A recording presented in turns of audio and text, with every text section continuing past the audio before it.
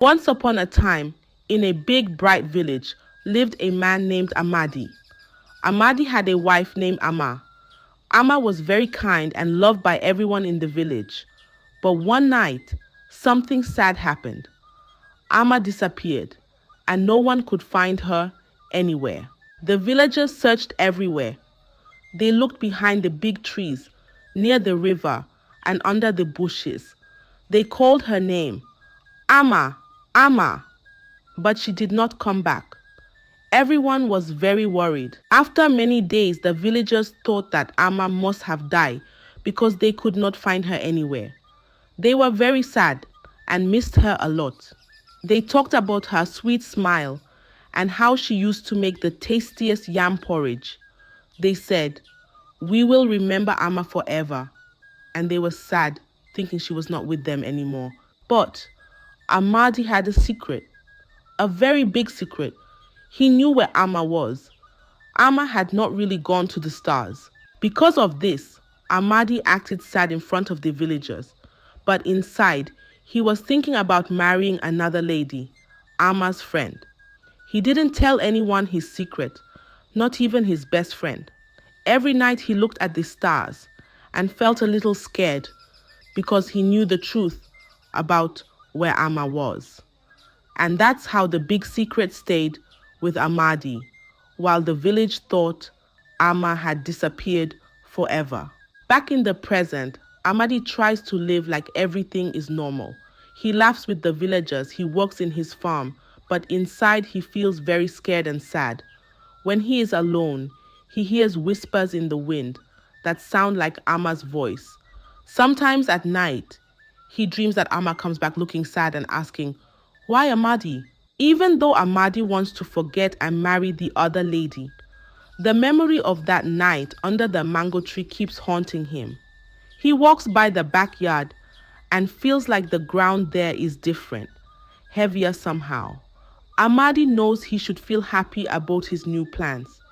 But the secret of what he did to Amma makes his heart feel like a stone. He wonders if he will ever feel light and happy again, or if the whisper of the leaves will always be telling Amma's story. In the village, things started to feel a little strange.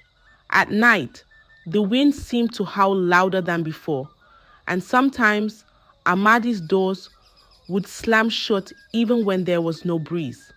The big mango tree, under which Amadi and Amma used to sit, began to drop its mangoes before they were ripe, thudding heavily onto the ground. The villagers started whispering to each other. "Do you feel it? The chill in the air when you walk past Amadi's house," they'd say. "Maybe it's Amma's spirit. Maybe she's not at peace." They talked about how spirits sometimes come back if they had something left unsaid or undone. But Amadi, he didn't want to believe in these whispers. "It's just the wind, just the old tree," he would say loudly, laughing a little too hard. He tried to ignore the goosebumps on his arms whenever he was home alone, telling himself it was all silly superstition. Instead of worrying about the strange happenings, Amadi focused on Mai, Amma's friend. Mai was gentle and kind, with a smile that reminded him a little of Amma. He started visiting Mai, bringing her gifts of yams and honey. He'd sit with her, trying to weave his charm, hoping she'd be his wife. But every time he talked to Mai, a gust of wind would blow, rustling the leaves and making the curtains dance. And at night, the strange sounds around his house grew louder, like someone was whispering his name.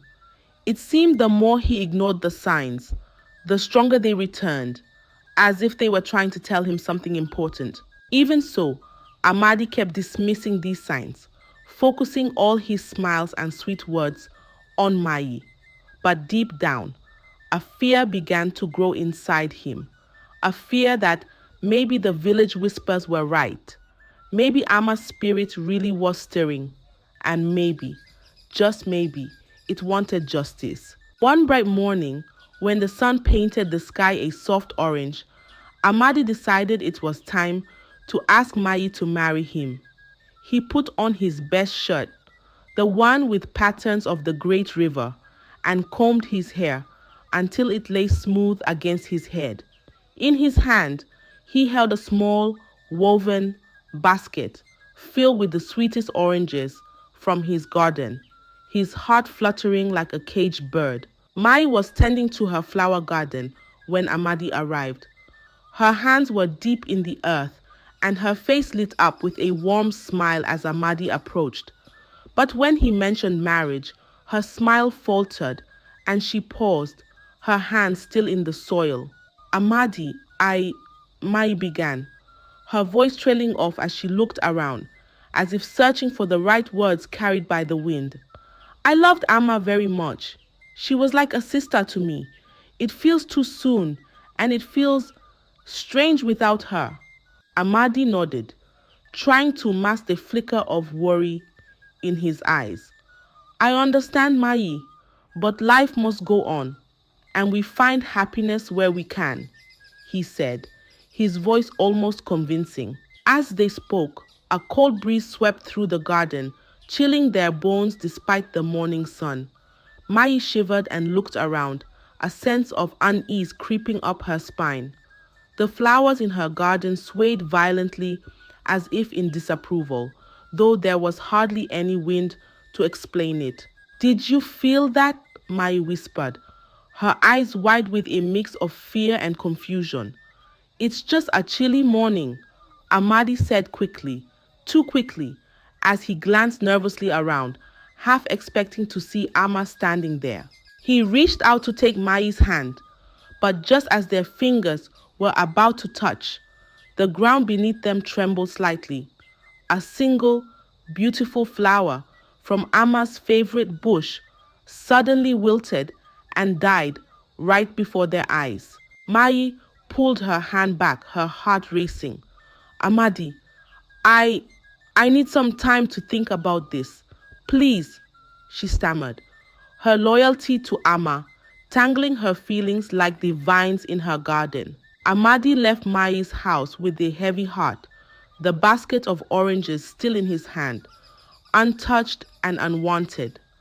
As he walked back to his house, the air felt denser, and the whispers of the village seemed to follow him, murmuring about spirits and unsettled deaths. That night, as Amadi tried to sleep, the image of the wilted flower haunted him.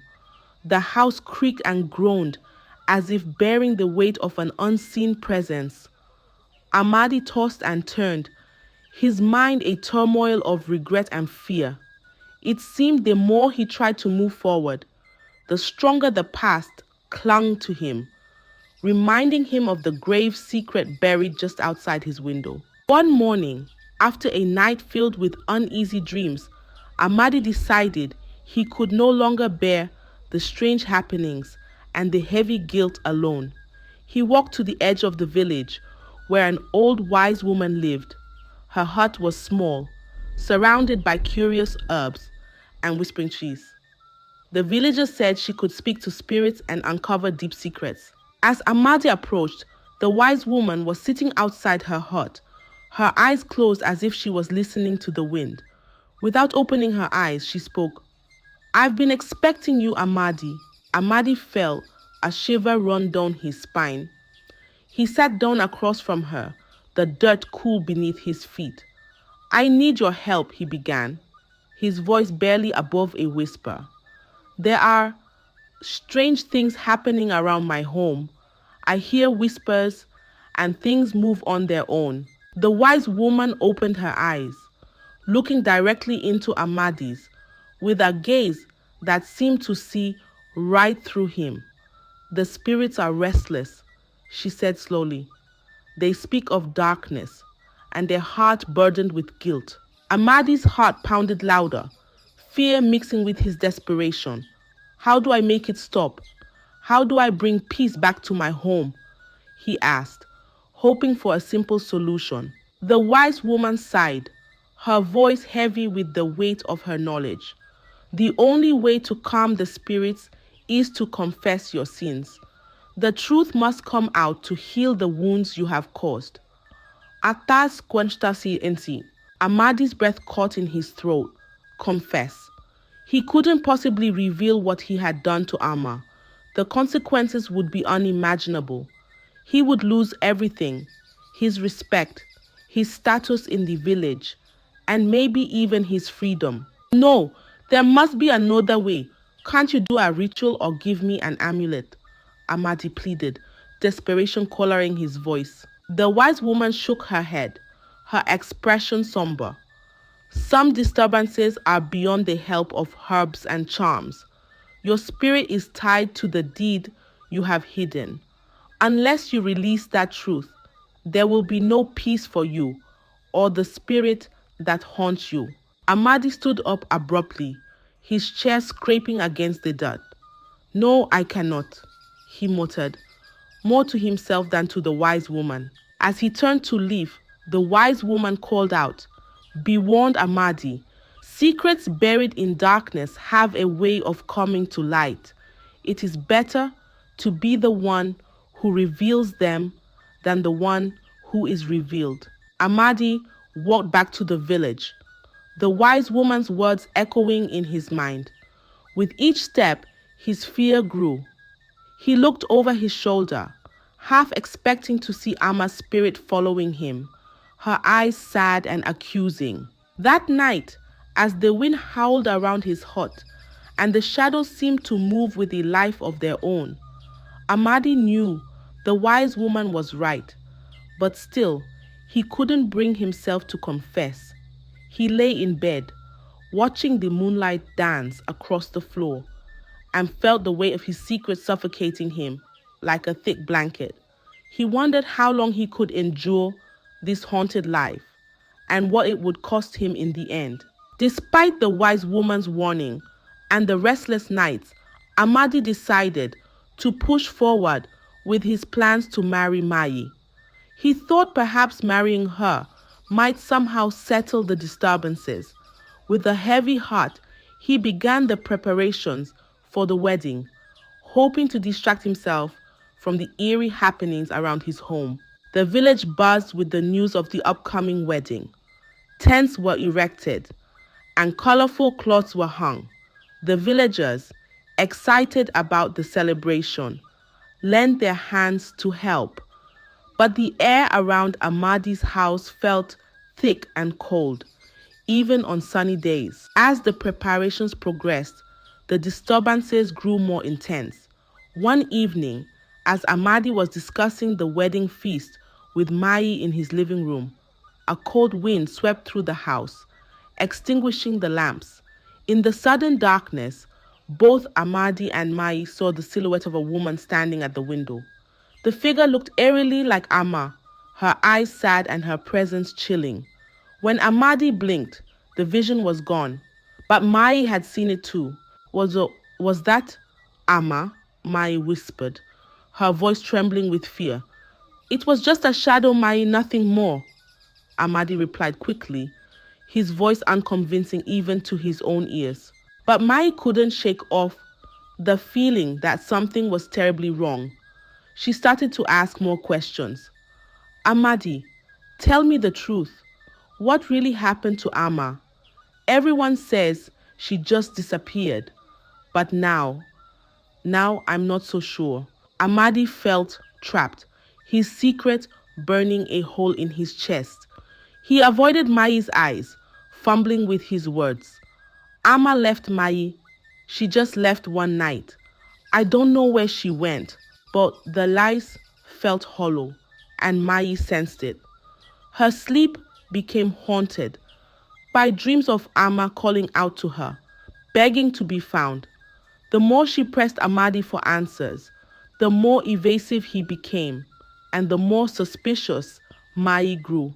The wedding day drew closer, and the supernatural incidents only intensified. Cooking pots would clatter to the ground without being touched, and the sound of somber singing would drift through the village at night. The villagers began to talk in hushed tones, their excitement about the wedding turning into concern. One afternoon, as Mai was arranging flowers in the wedding area, she saw Amma's reflection in a mirror. Amma's image was clear and sorrowful, her mouth moving as if trying to speak to Mai. Frozen with horror, Mai watched as the reflection pointed towards the backyard, towards the spot where Amma had loved to garden. Shaken, Mai confronted Amadi again, this time more forcefully. I saw her, Amadi. Amma was in the mirror. She was pointing to the backyard. Please, for the love of the spirits, tell me what happened to her. Amadi, seeing the fear and determination in Mai's eyes, knew he could no longer keep the truth buried. The guilt, the hauntings, and now Mai's insistence were too much to bear. He felt the weight of his actions closing in, suffocating him. Under the shadow of the big mango tree, the same tree under which he had once shared so many happy moments with Amma, Amadi finally broke down. With tears streaming down his face, he confessed everything to Mai. He told her about the argument, about his selfish desire to remarry, and about the dreadful night he buried Amma alive just to keep her quiet.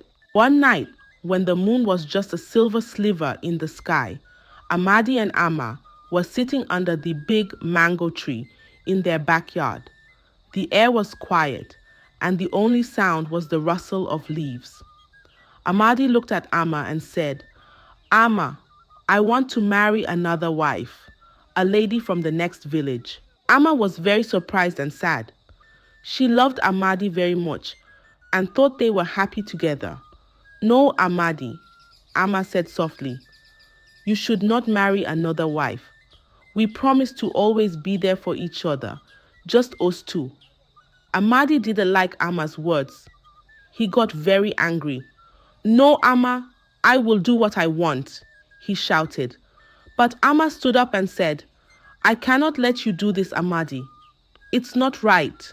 That night, Amadi made a very bad choice. While Amma was asleep, he quietly took her to a little spot in the backyard. He thought, if Amma cannot agree, then I must keep her quiet forever.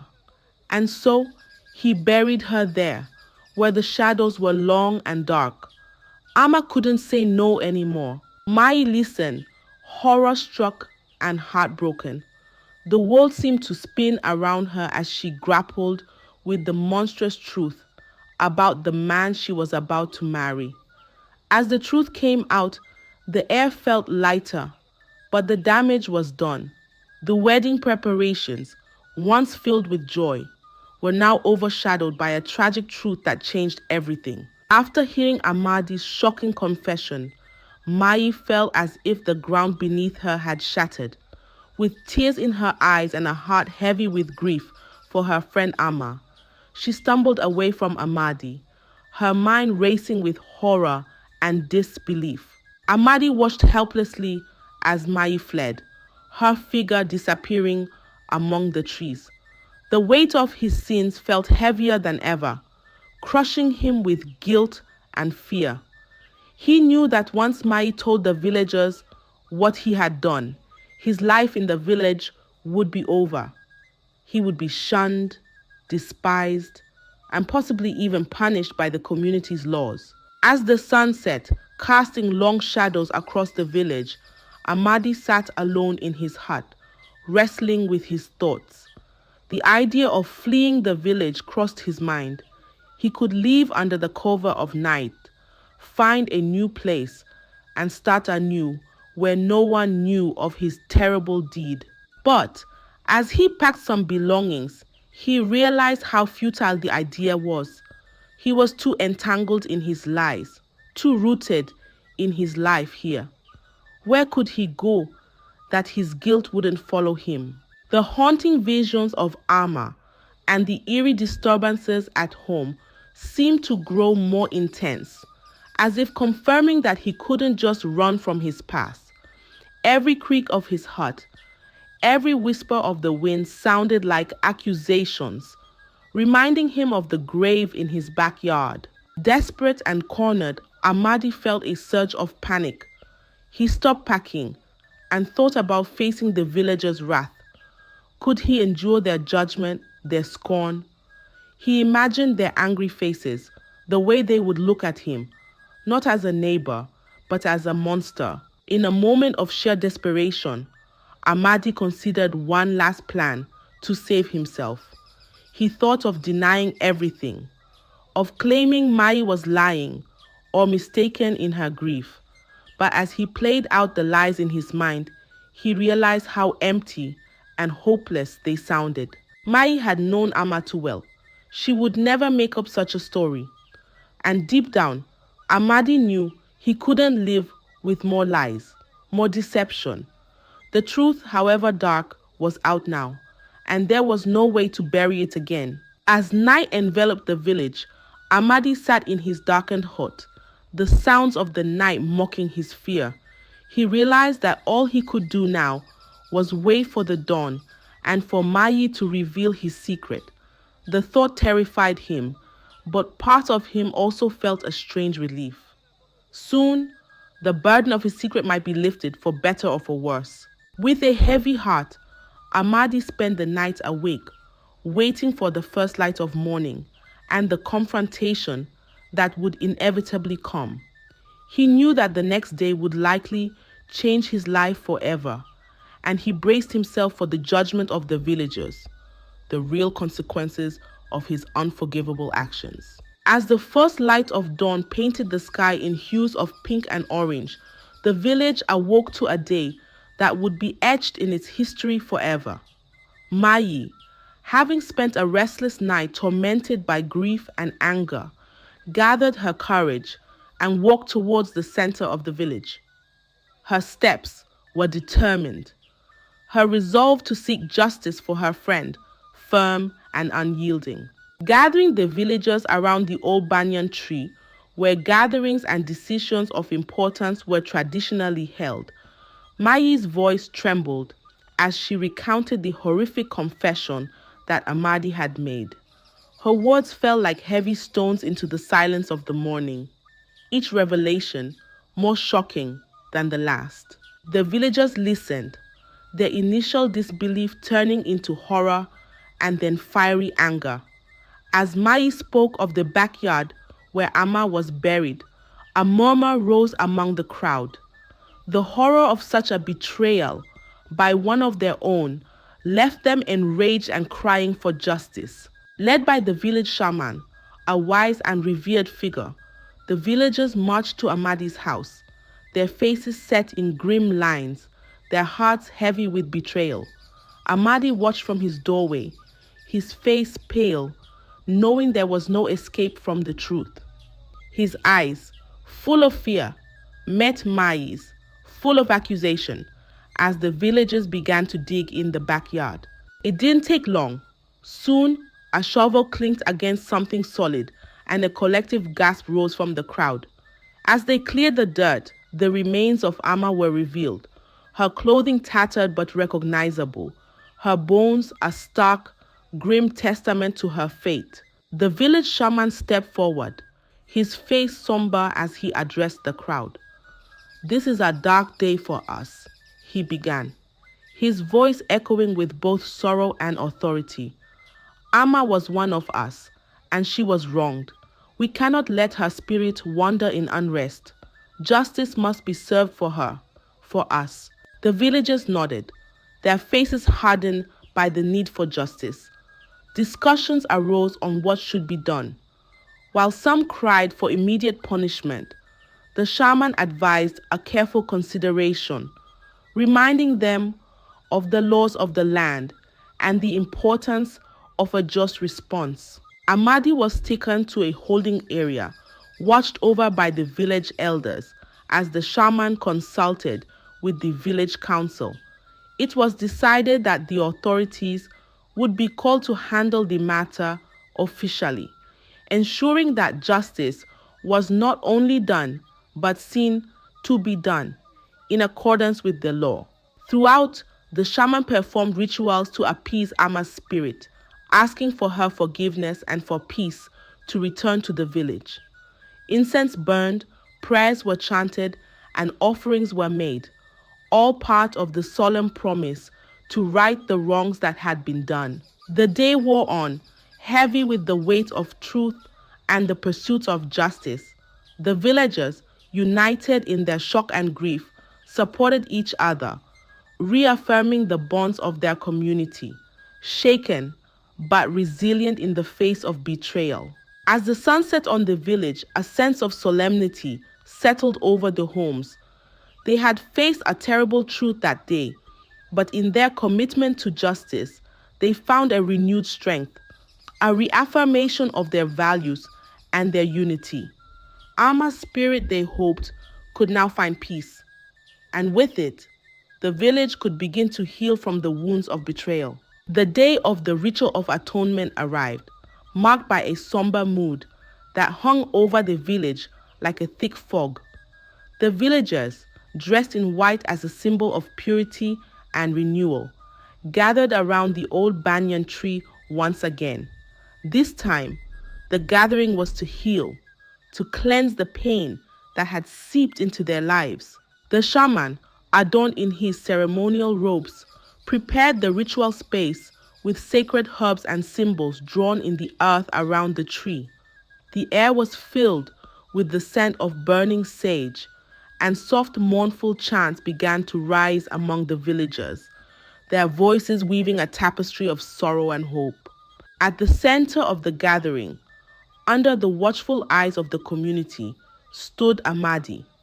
His face was gaunt, the weight of his guilt etching deep lines into his skin.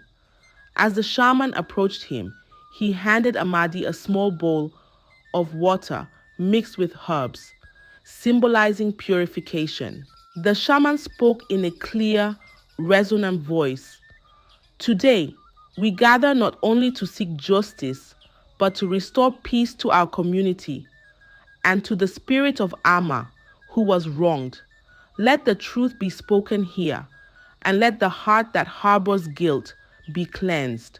Turning to Amadi, the shaman continued, "Speak your truth, confess your deeds, and ask for forgiveness from Amma's spirit and from your community." With trembling hands, Amadi took the bowl and drank the bitter water, a symbol of his willingness to cleanse his soul. Then, with a voice barely above a whisper, he began to speak. "I have wronged Amma, a woman who was my wife, whom I promised to protect and cherish. In a moment of selfishness, I took her life because she stood in the way of my desires. I buried her in our backyard, hiding my crime from all of you." The villagers listened, their faces a mixture of horror, sadness, and compassion. Tears flowed freely among them as the weight of Amadi's confession settled in their hearts. "I am deeply sorry for the pain I have caused to Amma, to Mai, to all of you." Amadi continued, his voice breaking. "I seek forgiveness, though I know I may not deserve it." The shaman then led the villagers in a chant, asking for the spirits to cleanse Amadi and to bring peace to Amma's spirit. He instructed the villagers to pass around a feather, each person holding it as they said a prayer for healing and forgiveness. As the feather passed from hand to hand, each villager added their voice to the ritual, their words a powerful force for healing. When the feather returned to the shaman, he placed it in a clay pot, which he then buried under the banyan tree, symbolizing the burial of past wrongs and the planting of new beginnings. Finally, the shaman asked everyone to join hands, forming a circle around the tree. "Let this circle be a symbol of our unity and our commitment to peace and justice," he said.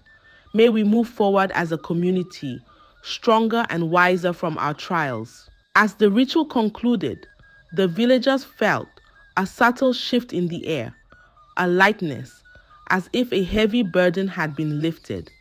Though the pain of the past could not be erased, the ritual of atonement brought a sense of closure and a hope for renewal. Amadi stood quietly, the reality of his confession and the forgiveness offered by his community washing over him.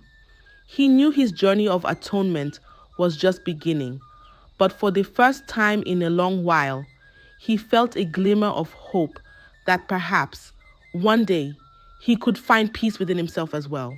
As in the days following the ritual of atonement, the village slowly began to heal, but the memory of what had happened remained fresh in the minds of all.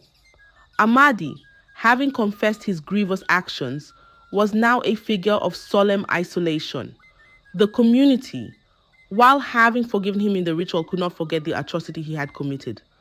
As a result, Amadi was shunned and required to live on the outskirts of the village, separated from the daily lives and joys of his neighbors. Amadi's hut, once filled with the laughter of his wife, now stood as a somber reminder of his deeds. He spent his days in solitude, tending to a small garden that he had started in an attempt to soothe his troubled mind. Yet, the plants and flowers, though they bloomed, could not erase the haunting memories of his past actions. He often paused, looking at the quiet earth, reminded of the grave he had once dug in his backyard. The villagers, for their part, worked to restore peace and ensure that such a tragedy would never again disturb their community. They established a council to address grievances and conflicts, a move inspired by the collective resolve to protect every member without resorting to secrecy or silence. They also began to honor Amma's memory annually, planting flowers and trees in a new community garden named after her, turning the site of her burial into a place of beauty and reflection. The annual remembrance became a vital part of the village's life, not only to honor Amma, but also as a lesson to all about the value of life and the importance of speaking out against wrongdoing. It was a time for the community to come together, reaffirm their bonds, and teach their children the importance of justice and compassion. Amadi, watching from a distance, was never a part of these gatherings. His presence was a reminder of the past the villagers wanted to move beyond. Yet he was not forgotten. The shaman would occasionally visit him, providing counsel and ensuring he was not neglected, for the community believed in justice tempered with mercy. As the years passed, Amadi grew older and frailer, his life a shadow of what it might have been. The isolation weighed heavily on him, each day a mirror reflecting his grave mistake. Yet, through his solitude, he found a certain clarity. He understood the depth of his wrongdoings and learned, albeit too late, the true cost of his actions, not just to himself but to everyone around him. The story of Amadi and Amma, tinged with sorrow and regret, became a cautionary tale told in hushed tones by the elders, and a stark lesson for the young. It served as a powerful reminder of the fragile nature of trust and the profound consequences of betraying it. In this way, the village found its peace, weaving together the threads of loss and forgiveness into a tapestry of strengthened community bonds. Amma's memory, enshrined in blossoms and the shade of new trees, whispered reminders of resilience and renewal to all who walked the paths of the garden bearing her name. As for Amadi, his days ended quietly, a man shaped and shattered by his own deeds. His story, a painful chapter in the village's history, reminded all who remembered it that redemption is sometimes found not in the forgiveness of others, but in the solemn acknowledgement of one's own faults and the unending journey towards making amends, however solitary that path might be. I hope you enjoyed the tale. If so, please like the video, share it with your family and friends, comment on it, and don't forget to subscribe to the channel and turn on the notification bell for more enchanting tales like this one. Goodbye.